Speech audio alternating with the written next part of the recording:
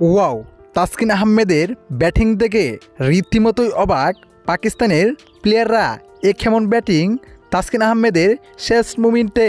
দর্শক, টেস্টের দ্বিতীয় দিনে আজ মাঠে নেমেছে বাংলাদেশ, যেখানে মাঠে নেমেছিল মুশফিকুর রহিম ও লিটন কুমার দাস।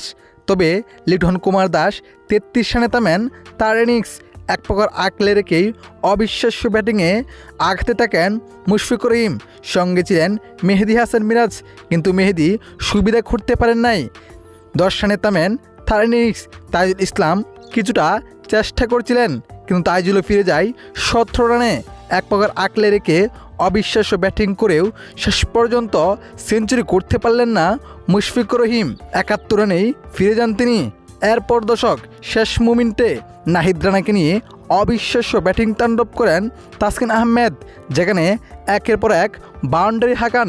তার এমন দুর্দান্ত ব্যাটিং দেখে এক প্রকার বিরক্ত হয়ে পড়েন পাকিস্তানের প্লেয়াররা। তারা হয়তো ভাবছেন তাসকিন এত ব্যাটিং কীভাবে শিখলো। শেষ পর্যন্ত তাসকিনের অবিশ্বাস্য ব্যাটিং তাণ্ডবে 400-রও বেশি রান করেন বাংলাদেশ দল। তাসকিন আহমেদের ব্যাটিং কেমন লেগেছিল আজকে আপনার কাছে জানিয়ে দিবেন আপনার মতামত এই ভিডিওর কমেন্ট বক্সে। ধন্যবাদ।